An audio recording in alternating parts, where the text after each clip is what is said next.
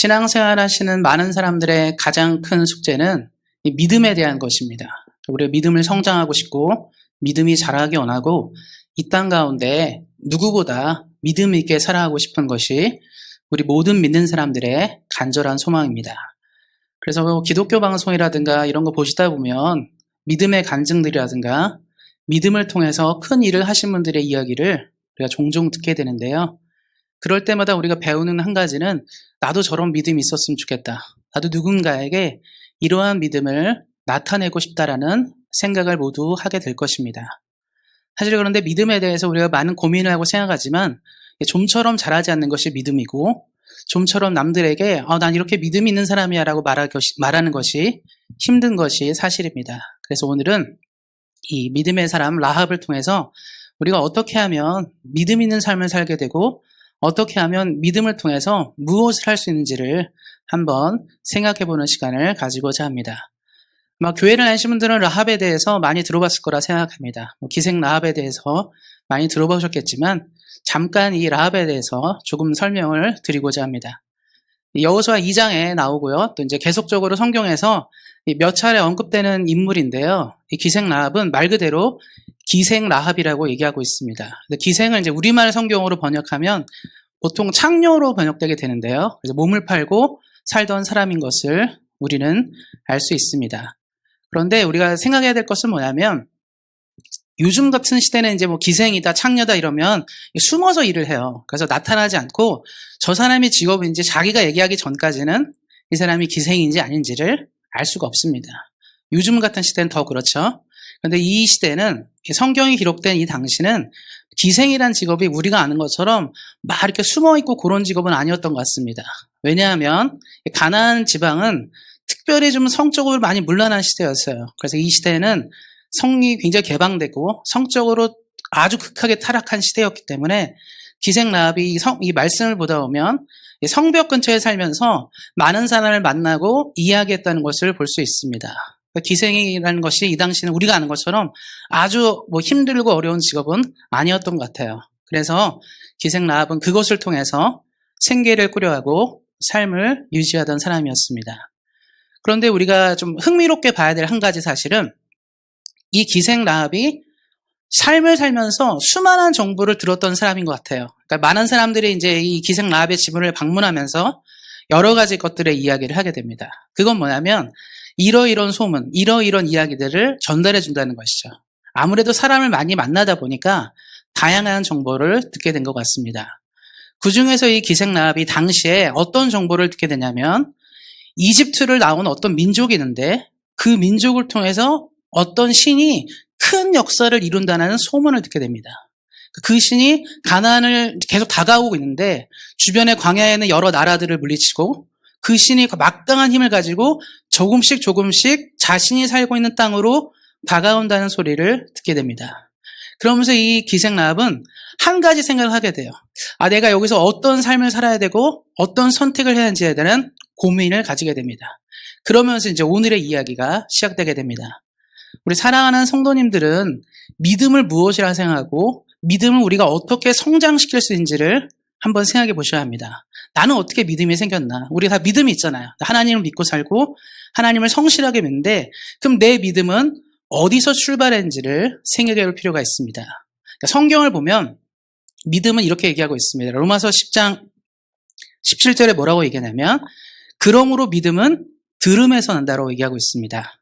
그러니까 믿음은 그냥 생기지 않는다는 거예요. 어떤 것을 듣고 그것을 들음으로 통해서 믿음이 우리 삶에 뿌리를 내린다는 것인데 기생 라합은 어떻게 믿음이 생겼냐면 그가 이 일을 하면서 수많은 사람이 자기 집을 오고 가면서 많은 얘기를 전해줬다고 얘기했죠. 바로 이 히브리 민족에 대한 얘기를 듣게 되고 하나님에 대한 정보를 듣게 되면서 기생 라합은 그 소문이 조금씩 자신의 삶에 다가오는 것을 느꼈습니다. 그러니까 들은다는 것은 자꾸 무언가를 생겨난다는 것인데 이 무언가가 생겨나는 게 무엇이냐면 믿음이었어요. 기생 라합은 하나님이 누군지 모르는 사람이고요. 자신이 하나님에 대해서 어떤 개념을 갖고 있는 사람이 아닙니다. 가나안 사람들이 믿던 신들은 이스라엘의 신과 판이하게 달라요. 유대인들은 유일하신 하나님을 믿지만 가나안의 신들은 다양한 신들입니다. 그러니까 신들이 다양해요. 농사의 신이 있고 바람의 신이 있고 비의 신이 있고 신에 대한 개념도 다른데 이 기생 라합은 어떤 것을 듣겠냐면 그 이스라엘 사람들이 믿는 그 신이 주변의 많은 나라들의 신들을 물리치면서 오고 있다는 것을 듣게 됩니다. 그러니까 소문을 막 듣게 되는데 그 소문이 이 사람의 마음 가운데 믿음의 씨앗이 된다는 것을 말하게 됩니다. 그래서 우리 사랑하는 성도님들이 신앙생활 하실 때 믿음을 키우는 가장 중요한 것은 들으셔야 돼요. 하나님의 말씀을 들어야 되고 성경 말씀을 들어야 되고 하나님이 내게 원하는 것이 무엇인지를 만날 수 있어야 됩니다. 그러지 않게 되면 신앙이 성장하는 게 매우 어려워요. 우리가 그냥 가만히 있어 크지 않습니다. 학생들이 공부를 하잖아요. 공부를 하고 뭐 성적을 올리고 뭐 이렇게 사는데 그것도 그냥 나 혼자 되는 것이 아니라 선생님 말씀 잘 듣고 교수님 말씀 잘 듣고 강사들의 말을 잘 들으면서 상대방이 갖고 있던 그 지혜를 내 삶으로 끌어낼 수 있어야 돼요. 그러면서 우리가 성장하고 배워가는 것이고 내가 공부한 일에 확신을 가지게 되는 것입니다. 기생 라합은 이런 소문들을 가지고 믿음을 틔워가는 것이죠. 그래서 우리 사랑하는 성도님들이 그래서 나는 왜 믿음이 성장되지 않을까? 나는 왜 믿음이 자라지 않을까 고민할 때 들으셔야 돼요. 한번 생각해 보셨으면 좋겠습니다. 일주일 동안 수많은 정보를 들으셨을 텐데 수많은 이야기를 들으셨을 텐데 그 들었던 많은 이야기 중에 하나님에 대한 것, 신앙에 대한 것, 예수님에 대한 것, 성령님에 대한 것이 몇 %입니까? 우리가 하나님께 집중되지 않고 하나님을 듣지 않는데 믿음이 자랄 수 있다고 생각하면 큰 오해가 생깁니다. 그래서 기생 라합이 우리에게 말해주는 것은 믿음은 들음에서 시작된다. 들을 수 있어야 한다고 얘기하고 있습니다. 그런데 좀 요즘 시대의 문제는 뭐냐면 또 정보가 참 많아요. 그 얘기는 뭐냐면 수많은 이야기들이 지금도 들려집니다. 그냥 뭐 텔레비전을 보거나 뭐 인터넷을 보거나 유튜브를 틀어도 똑같은 상황에 대해서 수많은 사람들이 다른 이야기를 합니다. 그래서 우리는 또 헷갈리는 게 뭐냐면 그럼 뭐가 맞는 거냐? 항상 내가 듣는 것만 듣게 되면 그게 맞는 거고요. 또 요쪽 것만 들으면 요게 맞는 거고 저쪽 것만 들으면 저게 맞는 것입니다.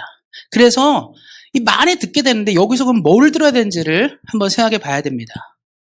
그래서 필요한 건 뭐냐면 듣되 정보를 걸러낼 수 있는 능력이 필요해요. 기생 라합도 수많은 정보를 들었을 겁니다. 히브리 민족의 하나님, 그 민족의 역사하신 하나님의 은혜 뭐 이런 것도 들었겠지만 그 민족은 무슨 문제가 있거나 악랄하다라든가 여러 가지 다양한 소식을 들었을 거예요. 그런데 수많은 정보를 취합하면서 하나의 결론은 뭐냐면 많은 정보 속에서 계속적으로 집중된 한 가지 메시지가 발견된 거죠. 그랬겠거나 저랬겠거나 이스라엘 민족의 이곳으로 오는 것은 맞는 것이고 그들이 주변 민족의 강한 왕들을 쓰러뜨리면서 여기까지 온다는 사실에 근접하게 됩니다. 사실에 근접하게 된 그것은 이 사람의 믿음을 가져오게 하는 것이죠. 그래서 우리 사랑하는 성도님들이 수많은 정보를 듣되 계속적으로 맞춰보셔야 돼요. 이것이 사실에 근접한 것이고 내게 믿음을 줄 만한 것인지를 계속 확인하고 그것을 삶으로 끌어올 수 있어야 됩니다. 거기서 믿음이 시작됩니다. 그래서 우리 모든 사람들이 늘 기억하는 것은 믿음은 들음에서 시작되고 그 들음은 잘 걸러내서 올바른 것들을 삶으로 뿌리내릴 때 생긴다는 것을 기억하셔야 합니다. 그리고 또 한 가지는 뭐냐면 라합이 전해주는 또 한 가지의 믿음에 대한 것은 뭐냐면 믿음은 사실 선택의 문제라는 거예요. 이건 좀 굉장히 어려운 문제입니다.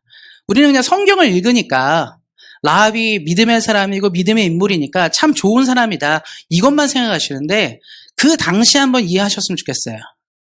일단 라합은 가나안 여인입니다. 여리고성에 살던 여리고 주민이었어요. 그런데 지금 이 라합의 선택은 뭐냐면 여리고성이 무너뜨리는데 기여하는 사람들에게 정보를 제공하고 자기가 살던 땅을 망하게 하는 일을 했다는 거예요. 그럼 만약에 우리 같은 경우는 이걸 좀 더 잘 이해할 수 있을 것 같아요. 한국 사람들은 일본한테 긴 시간의 고통을 당했잖아요. 30몇 년, 6년 동안 식민지를 살았는데 우리는 항상 나라를 팔아먹은 사람들에 대해서 분노가 있습니다. 어떻게 우리가 태어나고 사랑하는 땅을 팔아먹은 사람들에 대해서 분노가 있잖아요. 화가 있고 지금도 그래서 우리는 일본에 대한 감정들이 있잖아요. 그런데 이 당시에 라합의 행동을 보면 비슷해요. 자신들의 정보를 이 나라를 멸망시키는 사람들에 팔아먹고 이 여자는 살아남았습니다. 그럼 우리가 볼 때 이해가 안 가는 거죠. 나라를 팔아먹고 민족을 배신한 이 여자를 우리는 도대체 어떻게 이해되냐? 이 생각 가운데 있습니다. 일반적인 관점으로 볼 때는 우리는 라합을 용납하거나 받아들이기가 참 어렵습니다. 왜냐하면 이 여자의 선택은 아주 매우 악한 모습으로 보이기 때문에 그렇습니다. 그런데 우리가 봐야 될 것은 뭐냐면 그럼 우리 인생에 가장 중요한 것이 무엇인지를 돌아봐야 될 것 같아요. 개인의 행복과 안녕이 중요하냐? 아니면 나라와 민족의 영광이 중요하냐? 이 문제는요. 인류 역사에서 늘 있던 문제예요. 처음부터 지금까지 역사가 진행되면서 수많은 사람들이 싸웠던 문제는 뭐냐면 내가 중요하냐 나라가 중요하냐 문제입니다. 그래서 어떤 사람은 나라가 중요하기 때문에 목숨 바쳐서 이 나라를 세워야 된다고 생각하는 분들이 있었고요. 또 어떤 사람은 나라가 살면 뭐합니까? 내가 죽으면 다 끝인데. 그래서 자신의 영광과 이익을 위해 선택하며 산 사람들도 많이 있다는 사실입니다. 그러면 어떤 기준이 올바른가에 대해서 말할 때 이건 참 애매합니다. 아마 20년 전, 30년 전, 저도 그렇지만 그런 시대에 살았던 분들은 나라가 중요하다고 배웠을 것 같아요. 나라와 민족을 위해 살고 나라와 민족이 있는 것이 중요하다고 배웠을 텐데 점점 시대가 이 국경이 열려지고 나라와 민족에 대한 개념들이 희미해지고 점점 개인이 중요한 시대로 전환되고 있습니다. 그래서 뭐 미국이라든가 캐나다 같은 나라들은 어떻습니까? 이민자들의 국가라서 엄밀히 말하면 캐나다에 대한 어떤 이 애국심 이런 것을 갖는 것보다는 보통 다 여기서 이민하지만 자기의 원뿌리를 더 기억하는 경우들이 많이 있습니다. 아마 우리 사랑하는 성도님들도 캐나다 시민권을 가지고 계시지만 어떻습니까? 대한민국에 나오는 뉴스에 눈이 가시죠? 귀가 열려요. 이상합니다. 떠나온 지 오래됐고 엄밀히 말하면 우리 성도님들 대한민국 대통령이 누가 되는지 중요하지 않습니다. 대한민국의 장관이 누군지 대한민국이 어떤 상황인지를 중요하지 않아요. 사실은 여러분들은 여기서 사시고 여기 시민권자이기 때문에 여기의 통치자가 훨씬 더 중요합니다. 그런데도 어떡하죠? 뉴스를 보면 마음이 가요. 내가 자라고 거기서 성장했고 비록 떠나온 땅이지만 여전히 거기에는 나랑 똑같은 피가 흐르는 사람들이 존재하기 때문입니다. 그래서 우리는 거기에 애정을 갖고 막 그렇게 있죠. 나라와 민족에 대한 특심이 있어요. 그래서 우리 특별히 점점 요즘 시대는 안 그런데 이제 연세 드신 분들은 애국심이 있는 것 같아요. 나라를 사랑하시고 나라에 대한 마음들이 있는 거죠. 그런데 어떻습니까? 시대가 점점 가면서 젊은이들은 달라요. 아마 우리 사랑하는 성도님들의 자녀들만 봐도 그럴 것입니다. 어떻습니까? 대한민국 코리아 여기에 뭐 큰 의미 두지 않죠. 관심 많이 없어요. 거기에 뭐가 있는지 관심도 없고 그냥 내가 여기서 자라고 먹고 살았으니까 여기가 중요합니다. 그렇게 산다는 거죠. 그래서 사실은 나라와 민족이 중요하냐 개인이 중요하냐 이 문제는 어려운 문제예요. 앞으로도 마찬가지고 영원히 그럴 거라 생각합니다.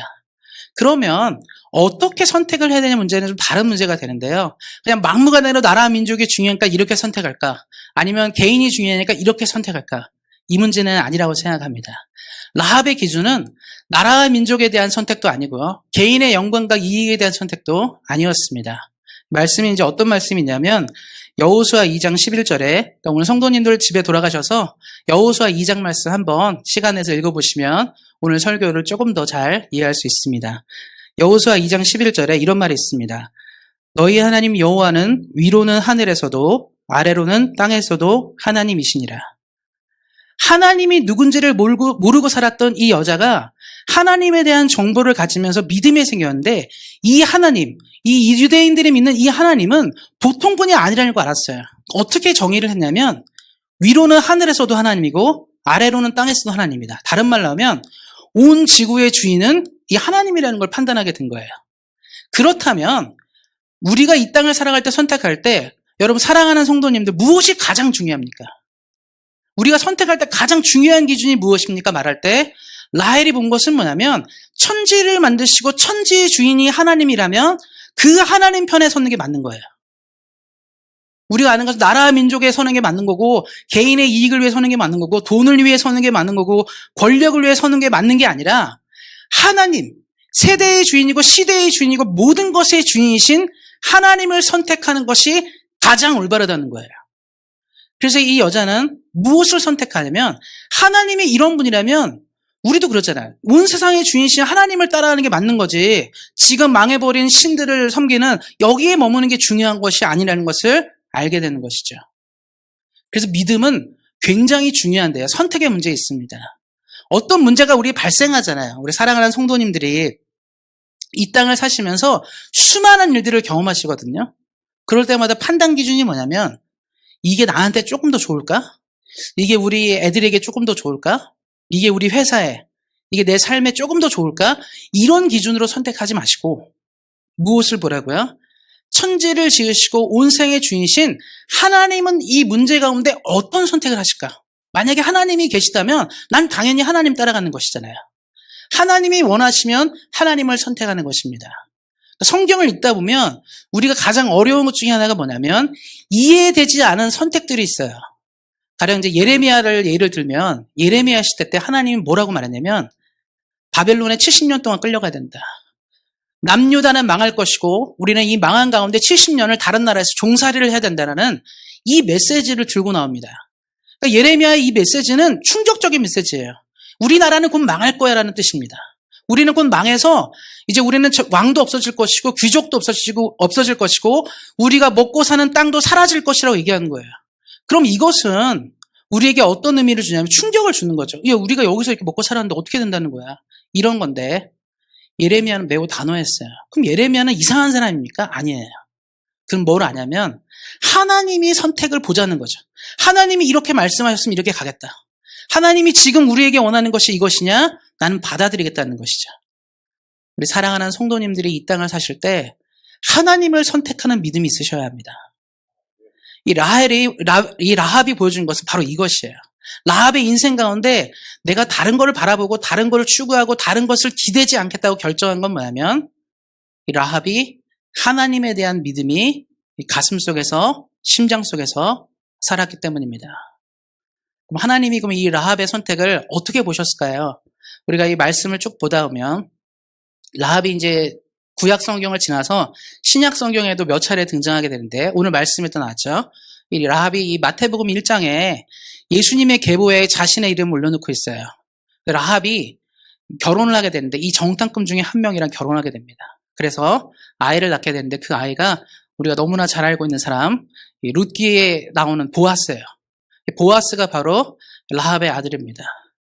라합의 선택, 하나님을 향한 선택을 하였을 때 하나님은 라합에게 보상했어요. 그의 인생 가운데 보상을 하십니다. 그냥 우리가 단지 내가 하나님을 따라 살고 선택하니까 우리가 희생을 각오하고 모든 것을 버리라는 것이 아니라 하나님을 향해 선택할 때 하나님은 적절한 보상을 이 사람에게 내려주십니다. 그래서 우리 사랑하는 성도님들이 인생에 고민이 생기고 어떤 방향이 생길 때 선택의 두려움을 가지지 마세요. 하나님을 선택하시면 하나님은 반드시 보상하십니다. 성경의 기준대로 말하면 1000대까지 보상한다고 말해요. 주를 선택하는 자, 하나님의 인자와 은혜를 기억하는 자에게 1000대까지 보상한다라는 말을 하십니다. 다른 말로 하면 하나님은 자신을 선택하는 믿음의 사람들을 결코 포기하지 않고 결코 버려두지 않는다고 말씀하십니다. 이것들을 기억하시고 우리 사랑하는 성도님들이 날마다 믿음의 선택들을 올바로 하시기를 예수님의 이름으로 축원드립니다. 그리고 라합의 믿음 중에 하나 우리가 또 주목해야 될 것은 라합은 혼자만 살지 않았다는 거예요. 믿음은 그러니까 우리가 믿음이 있다는 사람들은 나만 잘 먹고 잘 살지 않고 이 믿음은 혜택을 줄 수 있어야 돼요. 주변 사람들에게 혜택을 주고 사랑하는 가족들, 친구들, 이웃들에게 혜택을 줄 수 있는 믿음이 있어야 됩니다. 요즘 시대에 우리가 많이 그리스도인들에게 실망하는 건 뭐냐면 참 저 사람 하나님 믿고 잘 됐다고 말하는데 자기만 잘 먹고 자기만 잘 살아요. 자기만 괜찮은 거예요. 이웃을 돌아보지 않고 그러다 보니까 우리가 실망하는 거죠. 예수님을 믿는 사람이 왜 저렇게 살아? 왜 뭐 하나님을 믿는다면서 왜 저런 모습으로 살아가냐고 많은 사람들이 이야기합니다. 믿음은 진정한 믿음은 여기서 멈추지가 않아요. 나한테 멈추지 않고 퍼져가는 것이죠. 예수님이 이 땅에 오셔서 하신 일은 하나님의 뜻을 이루게 모든 것을 하셨지만 멈추지 않잖아요. 예수님을 통해 제자들에게 그것이 전해지고 제자들을 통해 또 그 제자들에게 또 그 제자에게 전해지면서 넓어지잖아요. 믿음은 바로 그런 문제 가운데 있습니다. 라합이 또 그것을 보여주었습니다. 이 말씀에 보면 사도행전 16장 31절에 이런 말이 있습니다. 주 예수를 믿으라. 그리하면 너와 내 집이 구원을 얻으리라. 구원을 받는다는 것은 하나님의 은혜를 진정으로 체험한 사람이 있을 때 거기서 멈추는 것이 아니라 그 구원이 자신의 가족들과 이웃들에게도 흘러간다는 것을 성경은 전해주고 있습니다. 그래서 이 라합이 어떤 일이 생겼냐면 여호수아 6장 25절에 여호수아가 기생 라합과 그의 아버지의 가족과 그에게 속한 모든 것을 살렸으므로, 라합이 약속을 한 게 뭐냐면 내가 너희들을 선대하고 너네들이 이 땅을 가져갈 수 있도록 내가 최대한 도울 테니까 한 가지만 약속해라. 나와 내 집에 속한 모든 자를 구원해달라고 얘기합니다. 라합은 자신의 신앙을 나만 살면 되라고 말하지 않고 내 가족, 내 형제, 내 아버지의 집을 건져내기로 마음 먹고 그렇게 신앙생활하며 살았습니다. 그래서 라합이 결정한 건 딱 한 가지예요. 나만 행복하면 된다가 아니라 나로 말미암아 행복이 전해져야 되는 거죠. 우리 사랑하는 성도님들이 예수를 믿으셨습니다. 예수님을 믿고 은혜를 아셨으면 여기서 멈추면 안 돼요. 여기서 멈추면 안 됩니다. 왜냐하면 생명이지 않습니까? 우리는 교회 다니면서 늘 배워요. 예수님을 믿으면 영생이 있고 소망이 있고 영원한 천국이 있고 우리 부활한다 이런 말이겠는데, 만약에 우리 사랑하는 성도님들 자녀들이 교회를 안 다녀요. 나는 영생을 받고 천국을 가는데 우리 아들 딸은 천국 못 간다면 이거 어떻게 생각하십니까? 간절함이 있어야 돼요. 라합은 알았어요. 곧 이 땅에 멸망한다. 여리고가 쑥대밭이 되고 다 망할 때 만약에 나만 건져지고 우리 아버지, 우리 친구들, 우리 형제 자매들이 다 죽게 되면, 내 조카들이 다 죽게 되면 난 어떻게 살아? 이 생각을 한 거예요. 이것은 촌각을 다투는, 시각을 다투는 굉장히 급박한 일입니다. 그래서 이 라합이 복음 증거에 최선을 다해요. 그래서 이 2장 말씀을 쭉 보다 보면 어떤 일이 생기냐면 정탐꾼들이 약속을 해요. 너가 만약에 끝까지 우리가 여기 방문했다는 것을 발설하지 않고 우리를 잘 보호해주면 반드시 너희에게 구원을 주겠다고 얘기하면서 약속을 하나 겁니다. 그건 뭐냐면 너네 집에다가 너의 라합이 사는 집이라는 표시를 하라는 거예요. 그 표시는 뭐냐면 붉은 줄을 매달라고 얘기합니다. 그러면 성경을 읽다 보면 바로 이스라엘이 오지 않거든요. 시차가 좀 있어요. 바로 오지 않고 며칠 뒤에 오는데 라합은 그 말을 듣자마자 자기 집에 이 붉은 줄을 매달고 자기 형제자매들 가족들을 집으로 모읍니다. 다른 말로 하면 나는 이미 결심했어. 같이 살아남기로 결심해서 온 가족을 모으는 장면이 나오는 것이죠. 성경이 그래서 얘기하는 거예요. 구원은 사실은요, 엄밀히 말하면 내 겁니다. 내가 예수 믿고 나 혼자 하나님 나라 가는 거지, 내가 잘 믿는다고 뭐 내 아들, 딸이 구원받고 내 남편, 부인이 구원받고 아버지, 어머니가 구원받지 않아요. 구원은 사실은 철저히 개인적인 거거든요. 그런데 이 사도행전 말씀에 뭐라고 얘기하죠? 주 예수를 믿으라 그리하면 너와 내 집이 구원한다. 이건 사실 맞지 않습니다. 엄밀히 말하면. 신앙은 철저히 개인적인 거예요. 내가 예수를 잘 믿으니까 내 아들, 딸이 구원받는 거, 이게 성경적이지 않거든요. 그런데 그럼 왜 성경이 이렇게 말하느냐? 주 예수를 믿으면 너와 내 집이 구원을 받는다는 표현은 뭐냐면 하나님을 잘 믿는 사람이 그 집안에 생기면 그 사람을 통해서 복음이 흘러가게 될 수밖에 없다는 거예요. 예수님을 제대로 믿는 사람이 한 사람이 생겼는데 그 사람을 통해서 가족이 구원이 안 된다? 그건 이 말이 안 된다는 거예요. 그래서 이렇게 표현하는 겁니다. 하나님을 믿는 한 사람의 영향력이 한 사람 한 사람을 변화시킬 수 있는 것이죠. 그래서 예전 어르신들 보면 뭐 부인 혼자 교회 다니다가 온 가족이 전도되거나 남편 혼자 교회 다니다가 온 가족이 예수 믿게 되는 경우들을 보잖아요. 왜 그렇게 될까요? 내가 교회 다니니까 너도 교회 다녀, 이렇게 소리쳐서 되는 게 아니잖아요. 이 사람을 보니까 예수 믿는 향기가 나고 맛이 나는 거예요. 우리 엄마를 보니까, 우리 아빠를 보니까, 우리 아들을 보고 딸을 보니까 이 사람을 통해서 만나는 예수가 있다는 거예요. 그러니까 어떻게 됩니까? 관심과 호감이 가는 것이죠. 라합이 가족들을 모았어요. 이제 여리고가 곧 멸망할지 모르니까 우리 같이 모여있자고 말할 때 가족들이 처음에 그러면 야 내가 말이 되냐, 이렇게 견고한 성이 무너지겠냐 이렇게 생각하지 않고 라합의 말을 존중한 것은 라합이 보여준 행동들과 삶이 충분히 받아들일 만한 것들을 보여줬다고 생각합니다. 그래서 모였겠죠. 우리도 그러죠. 집안에 다 보면 저희도 집안이 있는데 이 집안에 영향력 있는 사람들이 있어요. 저희 집안 같은 경우는 이제 외갓집 외삼촌이 가족들에게 좀 영향력이 있어서 저희 어머니 집은 사실은 원래 예수를 믿지 않았는데 우리 외삼촌이 예수님을 믿게 되고 가족들에게 권면을 한 거예요. 우리 가족들이 살려면 교회를 다녀야 된다. 왜냐하면 외삼촌의 집안이, 저희 외삼촌 집안이 이 성인 남자가 이상하게 망은 전에 많이 죽었어요. 망은 전에 뭐 암에 걸리든지 병에 걸려서 많이 죽게 되니까 도무지 안 되겠다 생각해서 외삼촌이 결정한 게 뭐냐면 우리 그럼 옮기자. 우리가 믿는 신은 도움이 안 되는 것 같으니까 다 다 옮기자고 했는데 그때 가족들이 이 외삼촌 말을 존중해줘서 같이 이제 다 기독교로 옮겼거든요. 근데 저는 무슨 생각하냐면 이 사람의 영향력이 있다는 거예요. 이 영향력이 있는 사람이 자신의 믿음들을 증거하고 얘기할 때 같이 간다는 거죠. 만약에 평소에 가족들에게 올바르지 못하고 좋지 못한 모습을 보였다면 야, 우리 온 가족이 이렇게 가져갈 때 누가 듣겠습니까? 믿음이라는 게 바로 그 사람의 삶을 변화시키고 다른 사람에게 영향력을 줄 수 있는 어떤 힘을 줘야 수 있어야 한다는 거죠. 그래서 우리 사랑하는 성도님들이 믿음이 있으시면 가족 안에서도 그런 영향력이 있으셔야 돼요.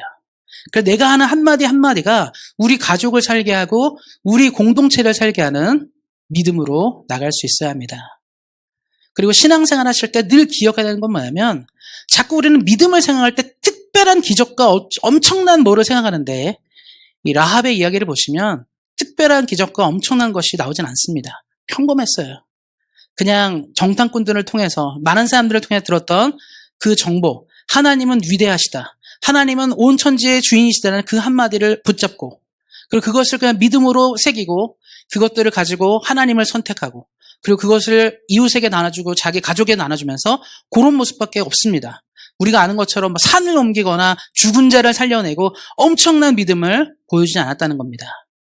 그런데 하나님은 이 사람의 믿음, 작은 것을 평범한 삶의 선택을 가지고 살았던 이 여인의 믿음을 믿음으로 인정하시고 히브리서 11장에 믿음의 인물들이 쭉 나오거든요. 그 당당하게 이름을 실어요. 이방인으로서 이름을 실으면서 믿음으로 사는 것이 무엇인지를 보여주는 삶을 나타나게 됩니다. 말씀을 맺고자 합니다. 우리 사랑하는 성도님들이 이 땅을 사실 때 그래서 처음에 말씀하신 것처럼 들으셔야 돼요. 하나님의 말씀을 듣지 않고 믿음을 성장시킬 수 없습니다. 날마다 그래서 귀를 여셔야 돼요. 주님이 내게 원하는 것이 무엇인지, 하나님이 이 시대를 통해서 나에게 말씀하고자 하는 것이 무엇인지를 들을 수 있으셔야 합니다. 그럴 때 믿음이 성장해요. 그러기 위해서는 말씀도 많이 보시고 성경을 많이 읽으시고 하나님의 말씀이 무엇인지를 날마다 관심을 가지고 나가셔야 합니다. 그리고 또 한 가지는 이 땅을 사시면서 믿음의 선택을 가질 수 있어야 돼요. 내 이익과 내가 바라는 것을 선택하는 것이 아니라 하나님 편이 어디냐. 내가 과연 이 땅을 살면서 하나님 편에 서야 되는데 그 하나님 편이 어딘지를 정확히 볼 수 있어야 돼요. 그럴 때 믿음이 성장합니다. 그리고 또 한 가지, 믿음은 나만을 생각하시면 안 돼요. 우리 가족들, 우리 이웃들, 친구들까지 건져내는 믿음으로 나갈 수 있어야 됩니다. 저는 우리 사랑하는 온생학교의 모든 성도님들의 믿음이 이 라합과 같이 시대에 영향력을 주고 하나님의 나라를 일궈가는 믿음 되시기를 소망합니다. 하나님은 어느 시대든지 믿음의 사람을 찾으시고 그 믿음의 사람을 통해서 하나님의 역사를 이루시는데 우리가 비록 적은 인원이지만 하나님께서 우리 한 사람 한 사람 믿음의 사람들을 통해서 이 토론토 땅에서, 이 캐나다 땅에서 또 온 세계 안에서 영향력을 발휘하는 사람으로 사용하시기를 예수님의 이름으로 축원드립니다. 기도하겠습니다. 하나님 감사합니다. 우리에게 은혜를 허락하시고 소망을 주신 하나님께 감사를 드립니다. 이 땅을 살 때 믿음이 너무 필요한 시대 가운데를 우리가 살고 있습니다. 우리가 바라보고 서 있는 이 시대는 하나님을 향한 믿음이 없고 각자를 생각하고 자신의 이익과 자신의 뜻에 맞게 살아가는 사람들만 넘쳐나는 시대입니다. 하나님 우리 시대를 기억하게 하시고 우리가 이 시대를 살 때 라합과 같이 믿음으로 살아가도록 함께 하시기를 기도합니다. 우리 사랑하는 성도님들의 삶 가운데 믿음이 필요한 시기입니까? 기억하여 주시고 주님의 믿음을 부어주시고 믿음의 사람으로 이 땅을 살기에 부족함이 없도록 함께 하시기를 기도합니다. 감사드리고 우리 주 예수 그리스도의 이름으로 기도하였습니다. 아멘.